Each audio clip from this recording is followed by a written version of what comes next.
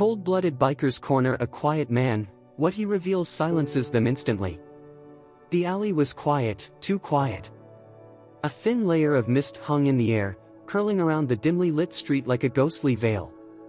The walls were covered in graffiti, tags from different gangs marking their territory, warnings to outsiders.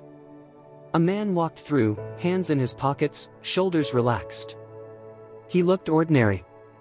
Simple leather jacket, faded jeans, steel-capped boots. He moved with a casual ease, as if he belonged here, yet something about him was off. Too calm. He wasn't checking over his shoulder. He wasn't hurrying. And that's when they spotted him. The sound of boots scuffing pavement echoed from the shadows. A gang of bikers stepped out from the side streets, their heavy leather jackets emblazoned with skulls and snarling wolves. Their leader, a broad-shouldered brute with a scar running from his brow to his chin, took the first step forward. His voice was rough, amused. Well, what do we have here?" The quiet man didn't react. Another biker, younger but just as mean, circled around, cracking his knuckles. "Lost, old man?" Still, no reaction. The leader smirked, stepping closer. "Maybe you're just stupid." He reached out, placing a heavy hand on the man's shoulder. That was when something changed. It was subtle, a shift in the air. The quiet man finally looked up. His eyes locked onto the leader's.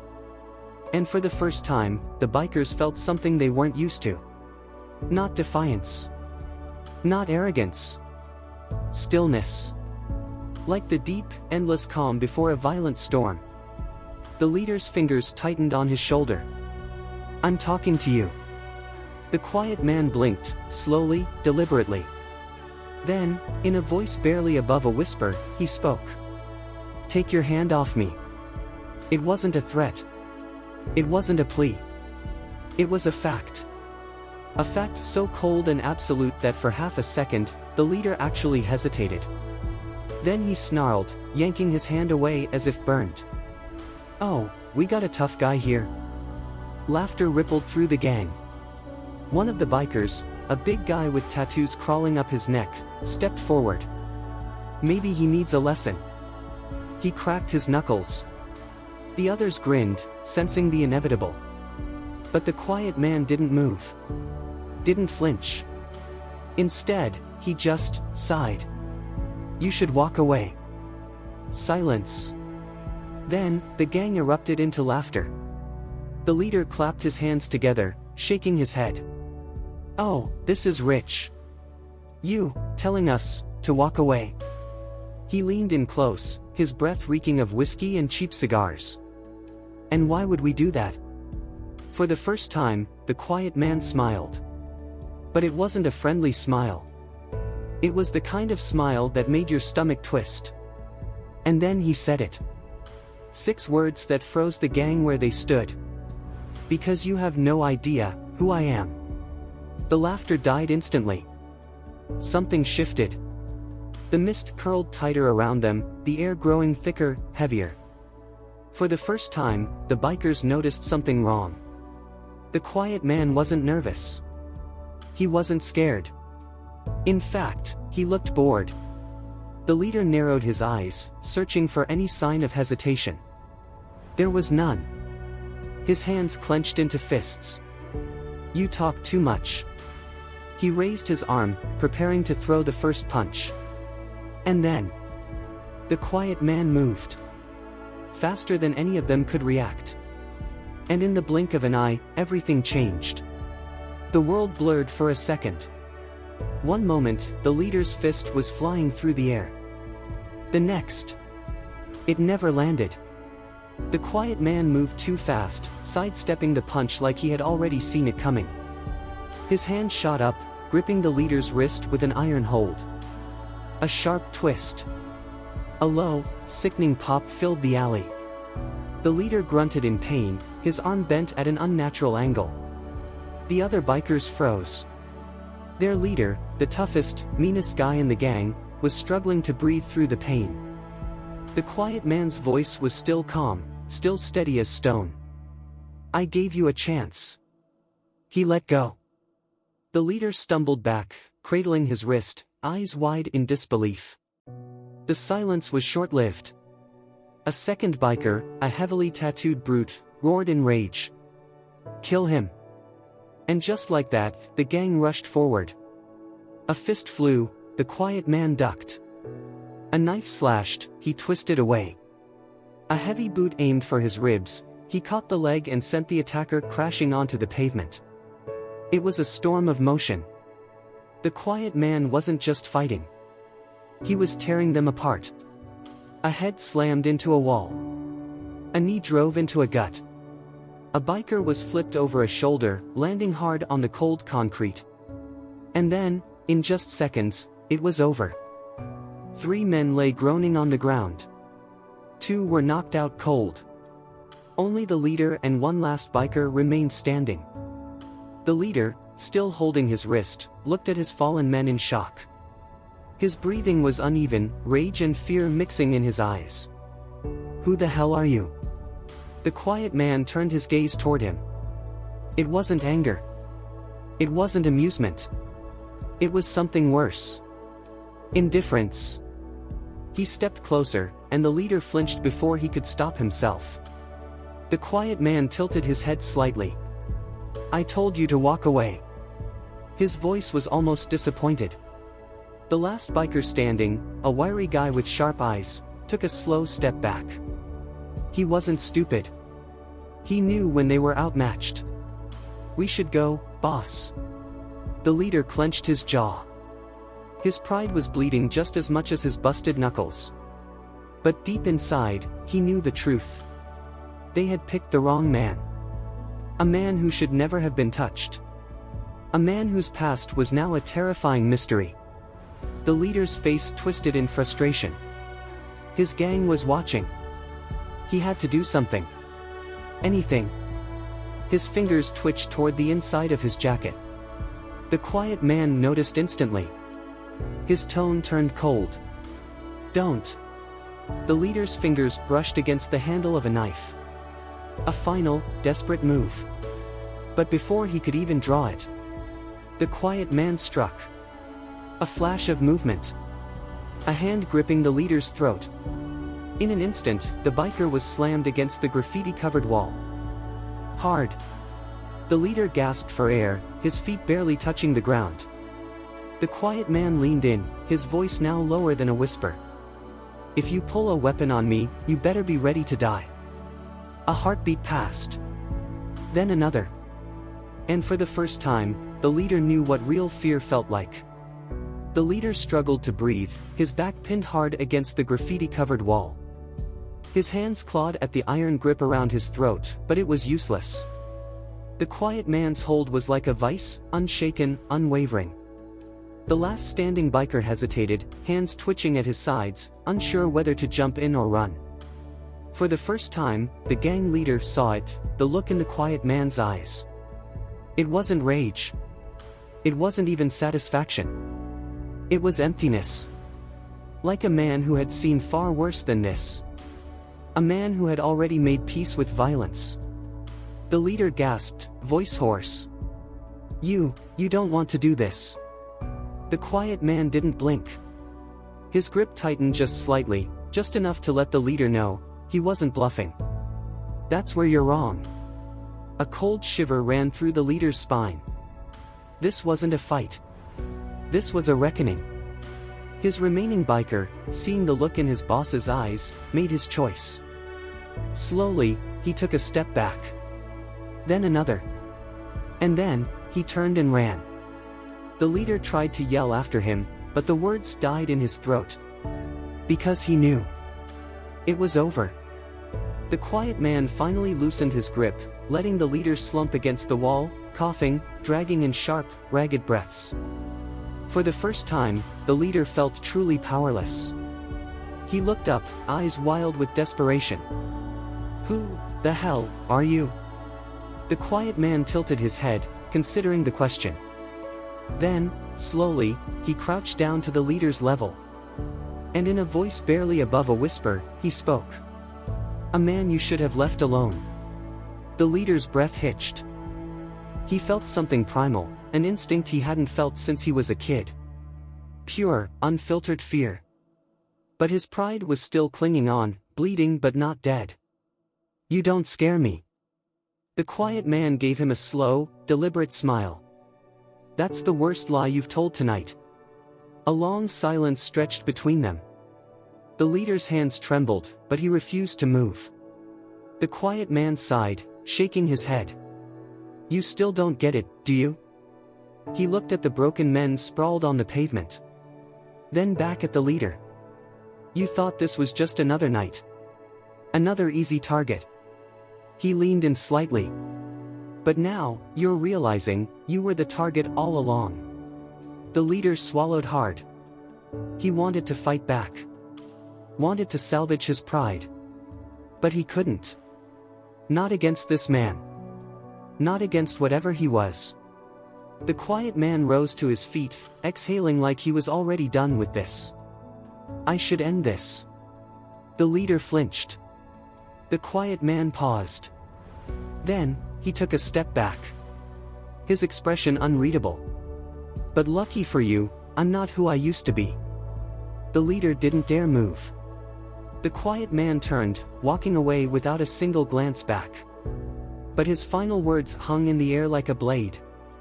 "Don't make me change my mind." The leader sat there, frozen, as the man vanished into the night. And for the first time in his life, he understood what it meant to be truly afraid. The leader stayed slumped against the wall, gasping for air, his hands still shaking uncontrollably. He couldn't move. Not because he was hurt, no, the pain in his wrist was nothing compared to what just happened.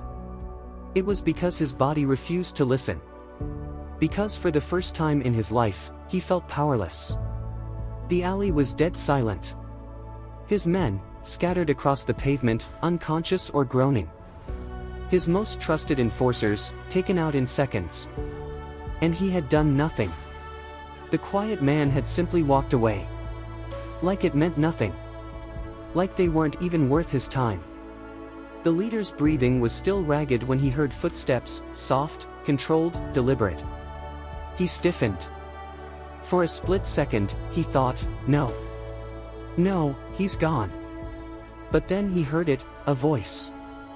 "He let you live." The leader snapped his head up. A figure emerged from the shadows.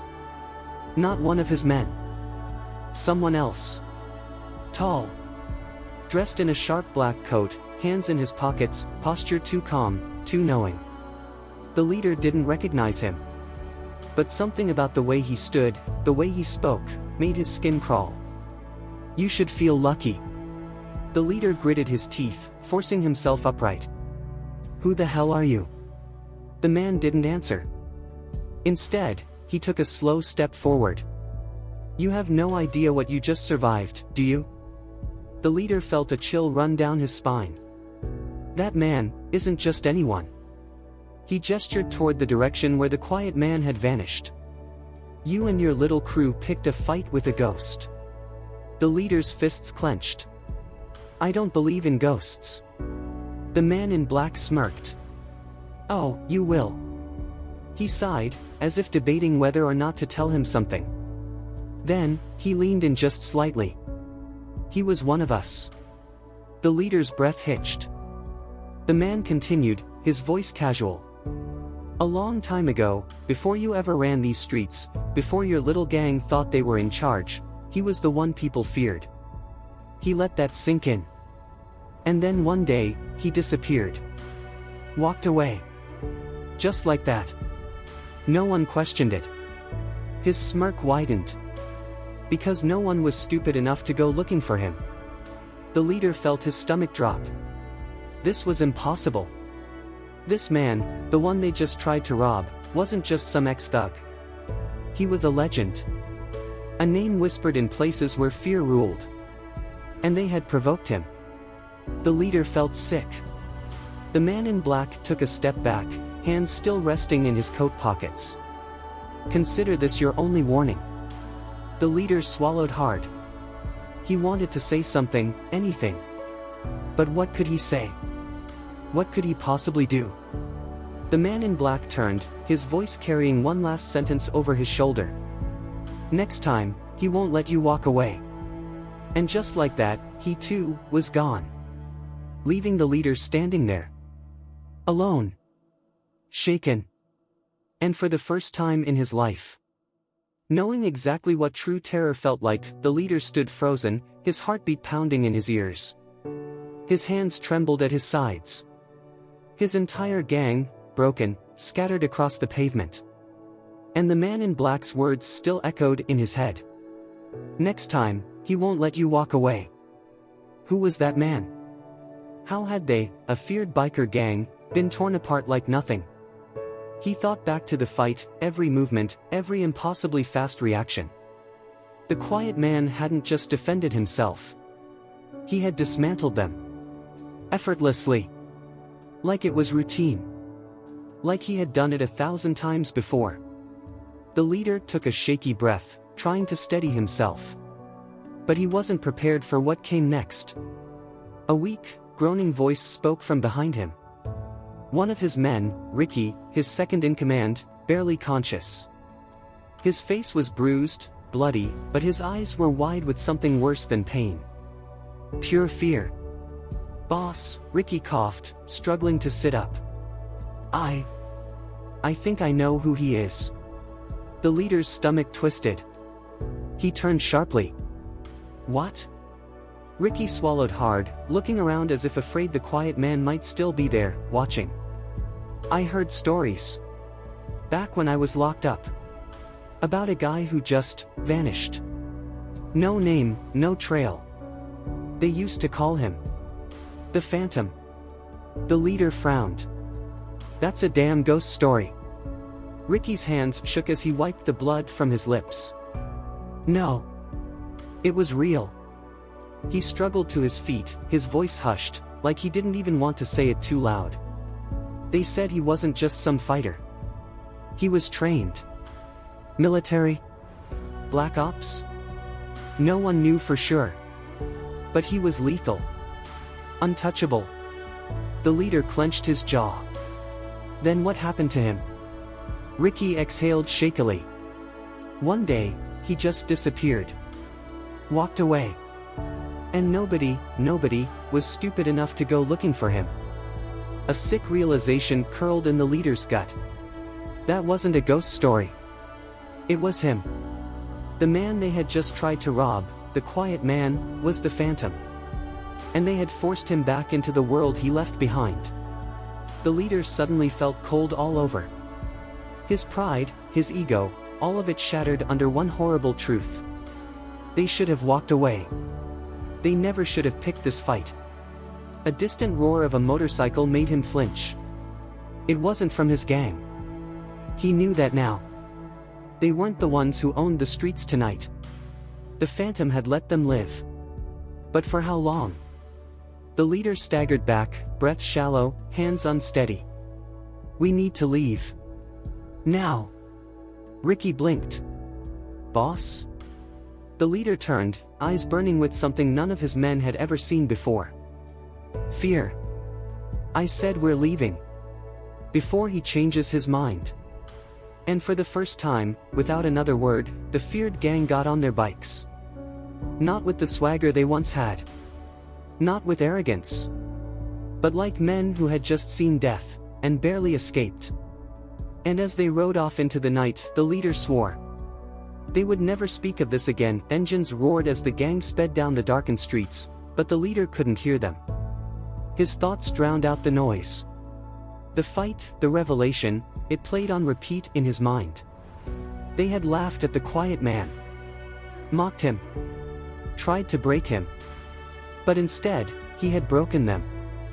And worse, he let them live. The leader gritted his teeth, his knuckles white against the handlebars of his bike. No one had ever humiliated him like that. But it wasn't just about pride anymore. It was about survival. If the stories were true, if that man really was the Phantom, then they had just made the worst mistake of their lives. Up ahead, Ricky was barely keeping his balance on his bike. His body was bruised, sore, but that wasn't what shook him. He kept glancing over his shoulder, as if expecting someone, to be following them. Because that's what ghosts did, right? They followed you. They waited. And when you let your guard down, they finished what they started. The leader's stomach twisted. Nobody talks about this. His voice cut through the roar of engines. The remaining gang members looked at him, confused. He narrowed his eyes. We forget tonight ever happened. One of the younger bikers scoffed. The hell we do. We got our asses handed to us by some. The leader's bike skidded to a stop. The others barely avoided crashing into him. The leader turned, his glare sharp enough to cut steel. Say that again. The young biker swallowed hard. Ricky shifted uncomfortably in his seat.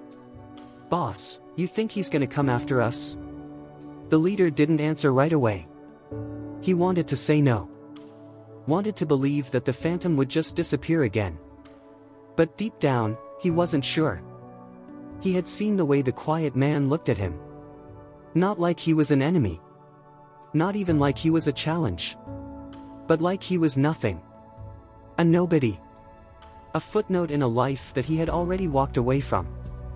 And that was what scared him the most.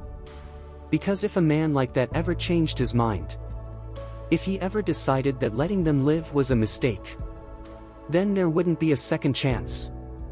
No fight. No warning. Just silence.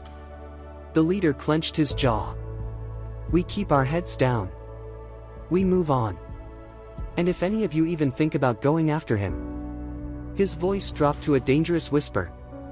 You'll have to deal with me first. The gang shifted nervously. Because they all knew, if their leader was scared, that meant they should be terrified. One by one, they revved their engines. And disappeared into the night. But as the leader drove, his fingers twitched against the throttle. Because no matter how fast they rode, no matter how far they went, he knew one thing for certain. Somewhere out there, in the shadows of the city, the phantom was watching. The gang rode in silence, their engines the only sound breaking the stillness of the night. No more cocky grins. No more swagger. They had learned a lesson tonight, one they would never forget. But deep inside, the leader wasn't satisfied. Humiliation burned in his gut, heavier than any bruise on his body. They had ruled these streets for years. Feared. Respected. Untouchable. And in a single night, one man had destroyed it all. He gritted his teeth, his hands tightening on the handlebars.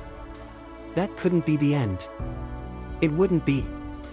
The others might be too shaken to talk about it, but not him. He had to fix this. He had to reclaim control. Ricky rode up beside him, his face still pale from the earlier fight. Boss, where we headed? The leader didn't answer right away. His eyes flicked to the darkened streets around them, his thoughts racing. They had picked a fight with a ghost.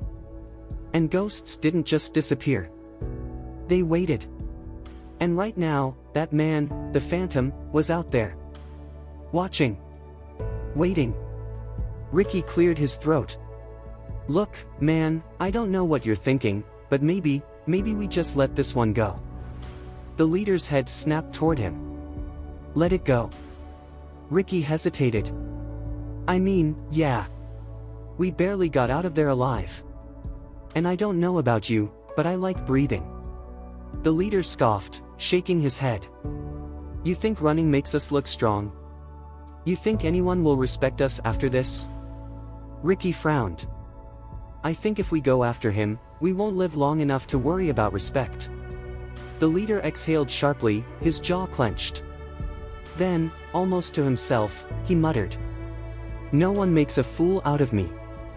Ricky's grip on his handlebars tightened. He could see it now, the dangerous glint in his boss's eyes. The leader wasn't just scared. He was obsessed. And that was more dangerous than anything. You don't get it, do you? Ricky finally said. The leader turned to him. Get what?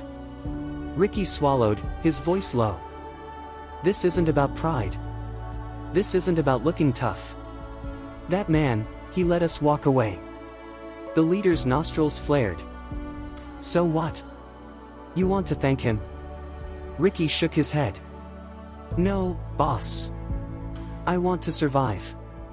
The leader was about to snap back when his phone buzzed in his jacket pocket. He pulled it out, frowning. No caller ID. A cold feeling settled in his gut. Slowly, he answered. Yeah. A long pause. Then, a voice. Calm. Unshaken. Absolute. Turn around. The leader's blood ran cold.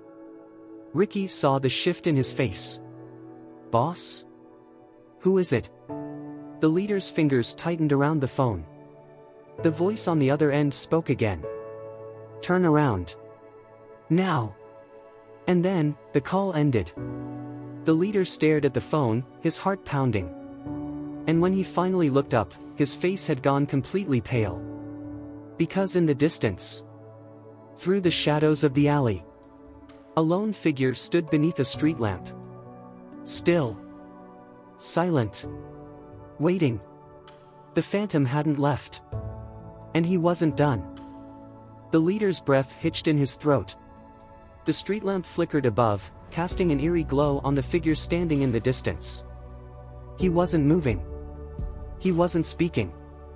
But he was watching. Waiting.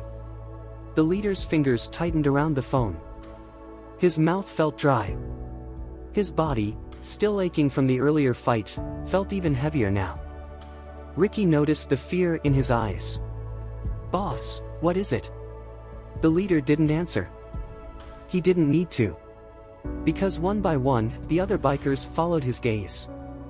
And as soon as they saw who was standing under that street lamp, everything changed. Their shoulders tensed. Their breath came out short and sharp. Some shifted uncomfortably in their seats, gripping their handlebars like they were ready to bolt. And then, the phantom took a step forward. Not fast. Not slow. Just deliberate. Every step felt like a drumbeat of doom against the pavement. The gang leader couldn't breathe. No, this isn't real. His voice was barely a whisper. But the weight in his chest told him otherwise. Ricky's voice cracked. Boss, we need to leave. The leader's fingers twitched on his throttle. Every instinct in his body screamed run. But his pride, his cursed, foolish pride, held him back. He forced himself to straighten. Forced himself to shove the fear down. He's just one man. His voice was rough, unconvincing. Ricky's eyes darted between him and the approaching figure. That's not just a man. The leader gritted his teeth. This wasn't how it was supposed to go. This was his city. His streets. His gang. They weren't supposed to be the ones running. And yet, as the phantom took another step closer, the bikers flinched. Some were already starting their engines. Backing away. Leaving. Abandoning their leader. And then, he spoke. Just 2 words. Low. Calm. Unshaken. Too late.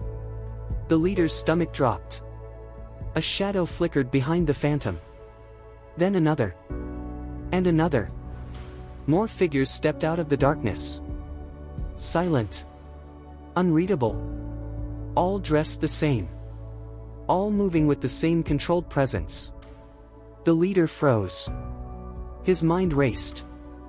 This isn't possible. Because he knew those men.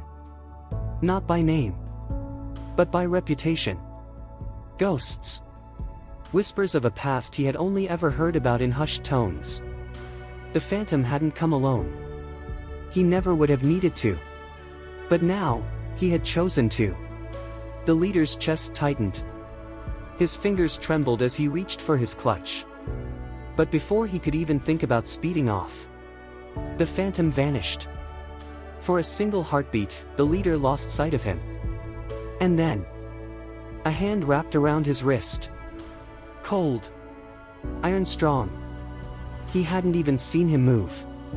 The leader let out a guttural sound, a mix between a gasp and a curse. The phantom leaned in, voice so quiet yet deafening in his ears. I let you live once. The leader's entire body locked up. The phantom's grip tightened. But now, you owe me a debt. The leader's breath shuddered. What do you want? The phantom's eyes didn't flicker. Didn't soften. Didn't forgive.